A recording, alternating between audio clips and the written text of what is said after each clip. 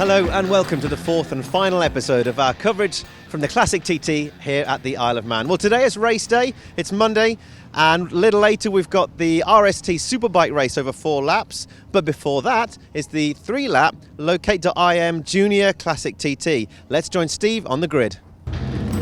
Michael, you've won this one before, you've got to be confident. Yeah, you know, we've got a good bike. There's a few of us who are about the same pace, so it'll be, it's that first lap, how brave you are for that, the damp patches, and try and get a bit of a lead. Enjoy, mate. Thank you. Dominic, you've been going well in qualifying, mate, and you've got to be looking forward to this race. Oh, without a doubt, I've actually qualified for this race, so I can't wait to get going. Fortunately, I'm on the 500 wasn't R1, but this one I'm going to make up for it with sheer enthusiasm and a big smile. That'll do. Here we go, guys. Start of the junior race has been a long wait. We've gone from delay to delay for wet weather and various problems around the circuit, but unfortunately, these guys are going to get off. It's a 3-lap race instead of 4. Dom, I can't believe how quiet you are. Normally we can't shut you up, but you've actually, Junior Classic TT winner, and you're pretty silent. Doesn't make sense to me. I'm deaf after that ride, you know what I mean? The open exhaust on that, I could barely hear myself spink, but no, I loved every second of that. It's obviously that little pre-chat you gave us. Your eyes were saying, pull your finger out, you silly boy.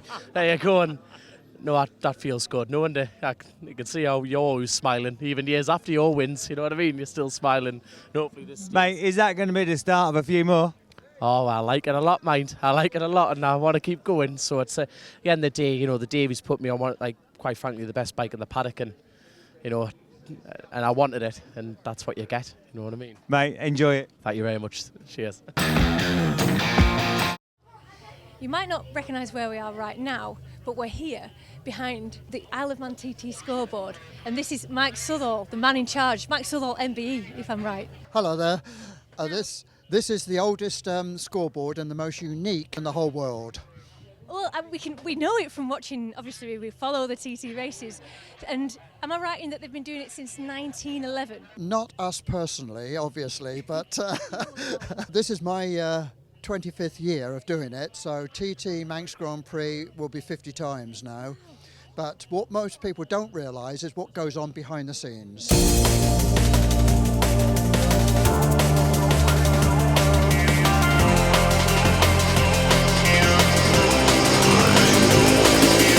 We are looking at the messengers, and they will take the time slates, bang on the back, put it through the hole, and it's picked up by the tear-offs. They will then check the time slate, put it up onto the board itself, and then throw the piece of paper that's been checked with back into the bin. This is old school, I like it. Very crude, it works. Number 6 light has just come on, so I can tell now that that bike will be through in about a minute and a half. Number rider 27 will probably be the next one because he's between the grandstand and Glen Helen. As soon as he gets to Glen Helen, the scout will get told to turn that handle to Glen. And it's on. So number 71 is down in the third lap. She's looking at the slate. She's going to put the slate up, but she's checking it first. It's incredible how it all happens at the same time. I don't think I'd be very good at this job if I was in charge. The light box is operated entirely manually by the scouts in the light box. 3 has just gone through, so the light goes off, and the tear off on the front of the scoreboard will tear off. That will be now on the 3rd lap.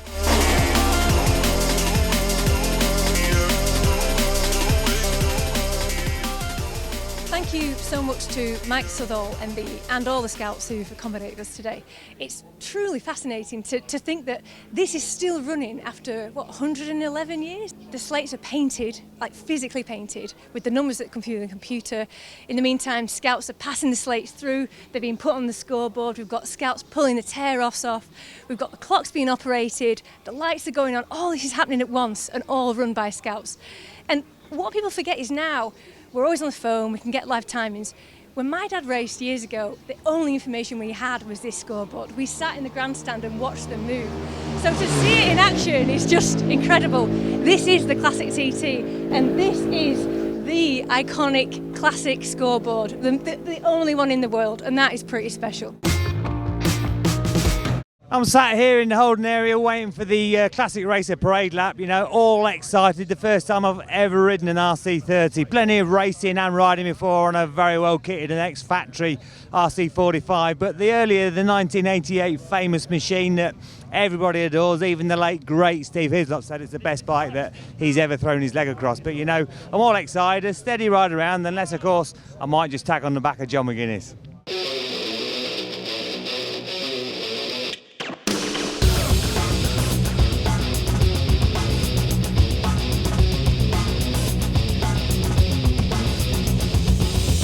Motorcycle Museum very kindly loaned me this Triumph Daytona, the ValMoto Triumph from 2003 that John McGuinness rode here at the TT. I've had the tyre pressure check, got plenty of fuel, the bike runs, so let's go and have a good time.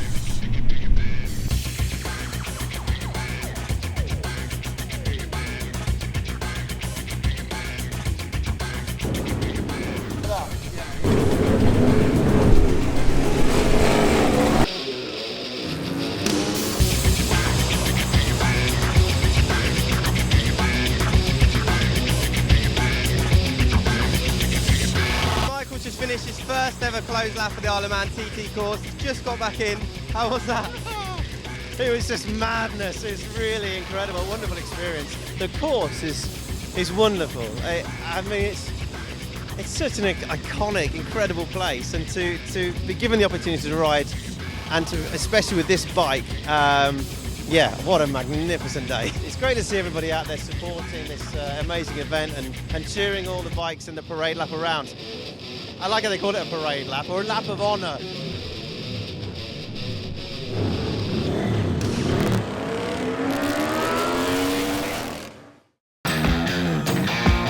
Dean, obviously one of the favourites for this race, you know, won it last year. I'm not trying to make it sound easy, but how are you feeling? No, I feel spot on, to be honest. The bike's good, same bike as last year, so it's just a matter of getting the head down the start and getting 4 laps in, really.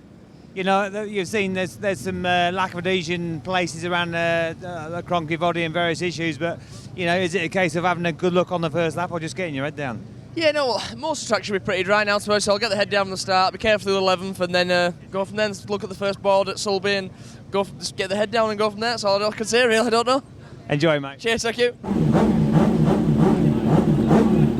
Conor, I'm nearly as tall as you standing on the footpath on the curb. Listen, mate, of course, you know, you're riding Bruce's 500. Yeah, it's obviously very fast and a winning bike, but are you getting used to it yet? There's no doubt about it. I'll be getting used to it still in this race. I've had no time on it really in the great scheme of things, but hey, you know, the Classic TT is all about having fun for me, and I'm getting to ride one of the bikes that I've you know, really wanted to ride since I was a kid. So I've watched these guys ride them in the Grand Prix, you know, Rainy, and yeah, to get to ride it's just fantastic. So yeah, can't wait to get around. Nice 4 laps and understand the bike a little bit more. It's a bit of practice really, I suppose. Hey mate, people, you know, speak to me all the time about, do you miss racing and would you like to be out there, especially at the Classic TT, but for me to look at that bike, that is one that I really would like to ride. Yeah, I think there's a few boys that are a bit jealous of me this past fortnight, but I went out to Derby the other day and someone, I got out of the van 2 minutes later, I was getting called names like you jammy, what's it, so yeah, I consider myself really lucky, but you know, I'm just going to really enjoy myself. Spot on, have a good one mate, cheers. Thank you very much. Bruce, I've just seen you sneak over there and shake hands with Conor. You're really being friendly. He's riding your lap record, holding flipping 500 there, and he's busting to throw his leg over it and race it, but how much are you missing it? A little bit, but he's riding really well this year, so he deserves a ride on it, so just wish him a good luck then, but I'd be nice to on it, but he's doing the job, so hopefully he'll go really well on it. Listen, I'm reading between the lines there. You're not really telling me the truth. I know much how you love it, and you really, really do. And it's my favourite bike, so I'm keeping an eye on him, but no, he'll be right. He'll go well on it, hopefully. So. Hey, good to see you, mate. Thanks very much. No worries. Cheers. Dean, I said before you went you was a favourite, but you made it look even easier than that. Yep, I can guarantee it's not easy. The things that, you know, like even for going on days, over 125 miles, hard work on whatever you're riding, to be honest. And it's one of them. I felt I'd been first lap and I felt crap. I felt really, you know, because I hadn't ridden for so long, I've had such a lack of lap. You almost feel like you're threatening a bit in a bit. Once I got my first lap out of the way, I felt mint, and I felt like I could have gone as fast as I needed to be honest. But no, bike faultless, to be honest. All the ZXRs here work really well, and another good day. You know, I went out on the parade lap earlier on. There's a few damp patches, but no issues around the track at all. No, like it says, there was damp patches here, there, Governor's Bridge, Ramsey Airpin, and a few bits like that. Apart from that, it wasn't too bad. The not lucky thing, but the thing that wasn't a bad thing, because there's no sun out with a bit of cloud cover, you got no sun in your eyes anyway around the track. We're running so late, so that worked quite well. Temperatures were good, and it's been worked well, really. Is that you all done and dusted, or are you going to crack on with the BSB and back for Silverstone? Yeah, no, straight back now. We'll get the bike out and we'll get ready to go Silverstone. I've got the last 4 BSBs, so I need to pull my finger out with that job. Perfect. Cheers, mate. Cheers, thank you. And next up, our reporter Rachael Clegg went to talk to Paul Phillips, the TT development manager, about the history and the future of the Classic TT. So we're here at the grandstand with Paul Phillips, TT Business Development Manager. Hello, Paul. Hi there. Now, this is the 6th year of the Classic, and kind of your brainchild, really. Partly, I've been involved in it from the outset, from probably 2 years prior to the start of the 6-year run of them, where it was being worked upon, and yeah, it's gone really quick. And it's kind of a marriage made in heaven, isn't it? Because this is the spiritual home of motorcycle development and motorcycle racing. People want to see the old machines, they want to hear them, and in a few days' time they're going to be whizzing up and down here.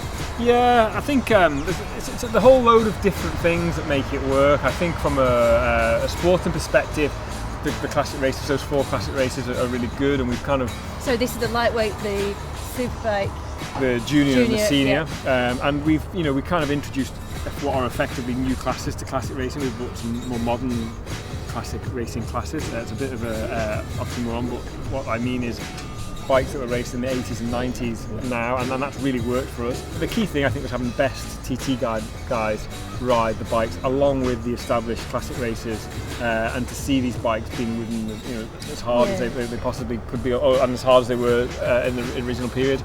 But it always had to be much more than a motorbike race. As each year's gone on, we've added more and more content off the track, and that's really important, and will become more so as time wears on.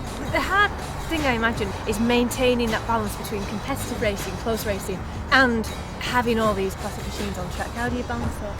The racing is serious, and obviously right throughout the pack there will be different approaches to it. For some people it's probably it's really serious, for some people it's probably a bit of fun, but I think there's a way in which this event allows for all those different approaches.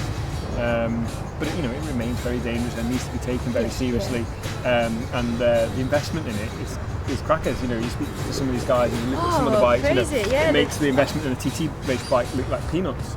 And is there scope as well in the future to have a broader range of machines like ZX7Rs? Is it going to broaden out in the future? I don't know. I mean, right now I think it's good. You've got a mixture of what we would think as traditional classic racing, and then another half of the schedule being slightly more modern bikes. I think there has to be some level of continuity to get people to make the investment in building bikes. If we were changing a lot, I think that would damage the entry, and it would hurt the teams and their ability to keep coming. That said, I'm a big advocate of change, and at some stage we will need to reboot a race programme and a set of rules and schedule, but I don't think that's right now or for the next couple of years. I think it's good, and it's delivering good racing, it's delivering full grids, and it feels okay. Oh, cool. Well, good. Well, I hope it goes well for you. Thank you. I'm sure it will, and thanks for your time. Thank you. Gentlemen, another riveting racing day here at the Classic TT. First out the traps was the Locate.im Junior race, which was reduced from 4 to 3 laps because of the weather. But Chris, you were watching that one. Yeah, it was a really thrilling race in the end. Michael Rutter was leading earlier on. I think he retired at end of lap 1. He had a puncture. He threw the bike down here in pit lane, and he said stormed off. But we think he cooled down after that and hit the Superbike race shortly afterwards. But it was actually Dominic Herberson who took the win, and he's really come to form this year, actually. He's had a fantastic Ulster, and he's had some really good rides, so he'll be over the moon with that. Was that his first win here? Yeah, that's his first win on the island, so that's brilliant to see. Jamie Coward finished second. He's had a really good week over here, so he'll be happy. He's just missed out on that top step of the podium, so he'll be a little bit gutted. And then Lee Johnson third, so that's his second podium of the weekend, so he'll be really chuffed with that. Terrific, good racing all round. And then after that, 4 laps this time for the RST Superbike race, Steve. What happened there? Yeah, good to see it going in full length. A little bit of mayhem at the start on the start line. You know, we stood there watching the guys go off, and James Hilly was leaking some fuel, so they pushed him off the grid and got him out of the way. It was dripping on the floor, so I went and stood on the patch to stay the other guys running through the fuel on the floor to save him getting any grease on the tyres. And then Josh Brooks pulled alongside me, revving his bike, the Rotary Norton, and just stalled it. So there was mayhem really. Josh was trying to rejoin, get it restarted and go straight away. The officials wouldn't let him, but they had to find him a slot. So he set off something like 31 seconds behind where he should have been. But anyway, off they went with a race, and as I expected, Dean Harrison was on the pipe straight away, pushing hard on the ZXR 750, doing a great job. Brought it home in first place, no problem. Second place was a little bit of a surprise. He finished third last year, but Horst Seiger, you know, that boy will be having a beer tonight, that is without doubt. But great to see Conor Cummins on the lap record holding YZR 500 in third place. Fabulous race and a good effort from all. And Horst Seiger's quite entertaining when he's on the podium because he puts his helmet on, doesn't he, when the champagne starts flowing? Yeah, Dean Harrison got him perfectly, to be honest. Kept his helmet on, sprayed all over his visor, but they whipped it off, and then Dean popped, saved a bit of spray for the end. Fantastic. Great weekend all around, really. Gents, if you were to pick one highlight each, Chris, I'll start with you. Probably my marshalling out at Crosby. It was just great to meet all the guys involved, and to hear the 250s go through and past and just sing into the distance was epic. Loved it. Good stuff, Steve. Oh, it's easy. The win of the day. I won the parade lap. Smoked Mick Grant. He was full of excuses. Beat John McGuinness. You know, too easy. It's a good job I'm retired, isn't it? Brilliant. Well, thanks very much for joining us. Come see it next year, Classic TT 2019.